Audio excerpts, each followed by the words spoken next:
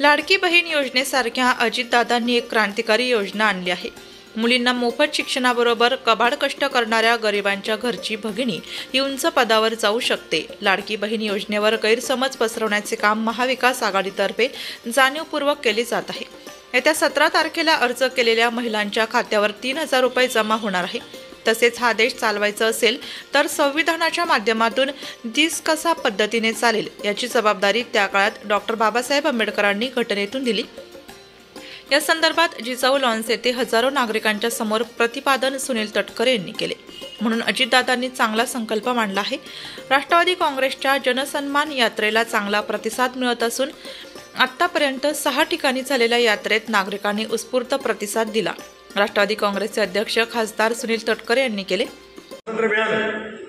परंतु या देश चालवायचा असेल, खंडप्राय देश चालवायचा असेल तर संविधानाच्या माध्यमातून देश कशा पद्धतीने चालेल याची जबाबदारी त्या कालावधीमध्ये डॉक्टर बाबासाहेब आंबेडकरांच्या वरती दिली गेली। त्यांनी संसदीय लोकशाही प्रणाली व्यवस्था 1950 साली दिली। पण आज माझा भारत प्रजासत्ताक आहे असा आपण अभिमानाच्या ठिकाणी बोलू शकतो।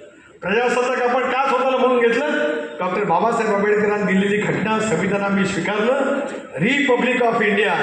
आज अभिमानाने जगाच्या पाठीवरती आम्ही त्या ठिकाणी सांगू शकतो त्या संविधानाच्या बद्दल लोकांच्या मनामध्ये संभ्रम निर्माण करण्याचं जाणीवपूर्वक काम देशामध्ये इंडिया आघाडी आणि या राज्यामध्ये महाविकास आघाडीच्या माध्यमातून त्या ठिकाणी केलं गेलं ते दूर करण्यामध्ये आम्हाला त्या ठिकाणी अपयश। पण आज मला निश्चितपणे या ठिकाणी सांगायचं आहे, नव्या योजना घेऊन जेव्हा मी त्यावेळेला लोकांच्या समोर जातो त्याला काही ना दिवा स्वप्न त्या ठिकाणी पडत होती की नाही आता सत्ता आता आमच्या हातात झाली। जी क्रांतिकारी योजना माझ्या महिला भगिनीसाठी दिली गेलेली आहे, जी योजना पुढच्या कालावधीमध्ये सुद्धा त्या ठिकाणी चालू राहणार आहे, त्या योजनेवरती टीका करण्याचं काम जाणीवपूर्वक महाविकास आघाडीच्या माध्यमातून त्या ठिकाणी दुर्दैवाने केलं जात आहे।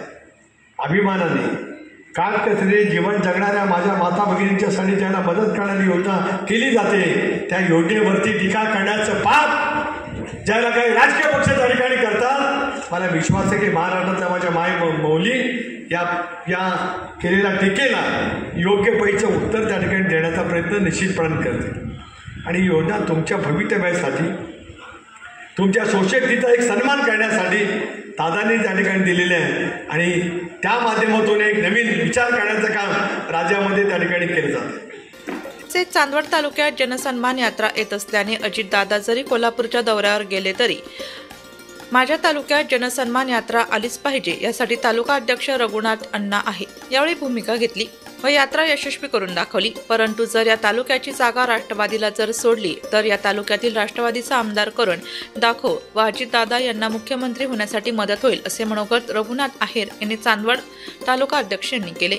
यावेळी प्रमुख पाहुण्यांचे जिजाऊ लॉन्स गेटवर भव्य दिव्य असा हार घालून त्यांचे स्वागत करण्यात आले। त्यानंतर या कार्यक्रमाप्रसंगी प्रमुख पाहुणे म्हणून काँग्रेस पक्षाचे प्रदेशाध्यक्ष सुनीलजी तटकरे, आपत्ती व्यवस्थापन मंत्री अनिल पाटील, महिला प्रदेशाध्यक्षा रुपाली चाकणकर, नाशिक जिल्हा अध्यक्ष रवींद्र पगार, राष्ट्रवादी विद्यार्थी काँग्रेसचे प्रदेशाध्यक्ष प्रशांत कदम आदी मान्यवर उपस्थित होते। या कार्यक्रमासाठी चांदवड तालुक्यातील मोठ्या संख्येने नागरिक उपस्थित होते। तर या कार्यक्रमाचे सूत्रसंचालन युके आहेर सर दुगाव यांनी केले। मतदारसंघामध्ये प्रश्न खूप आहेत, दादांना मानणारा वर्ग खूप मोठा आहे, परंतु साहेब या मतदारसंघामध्ये आजी माझे आमदार असतील, जिल्हा परिषद सदस्य असतील, कोणी सभापती असतील, हे सर्व पदाधिकारी हे साहेबांच्या प्रेमापोटी काही त्या गटात थांबले नाहीये ते तुम्हाला मी सांगतो। फक्त या मतदारसंघाची जागा ही महायुतीमध्ये भारतीय जनता पार्टीला जाणार आहे, मग आपल्याला काही मिळणार नाही या फक्त आणि फक्त हेतूने ही सर्व मंडळी त्या गटात थांबलेली आहे। परंतु मी तुम्हाला या ठिकाणी या चांदवड तालुक्याचा राष्ट्रवादी काँग्रेसचा सर्वसामान्य कार्यकर्ता म्हणून सांगतो, भविष्यामध्ये उद्या काही जरी घडलं तरी ही जागा राष्ट्रवादी काँग्रेस पक्षाला जर मिळाली तर आम्ही सर्वजण ताकदीने या चांदवड तालुक्यातून राष्ट्रवादी काँग्रेसचा आमदार अजितदादांना मुख्यमंत्री करण्यासाठी आम्ही देऊ।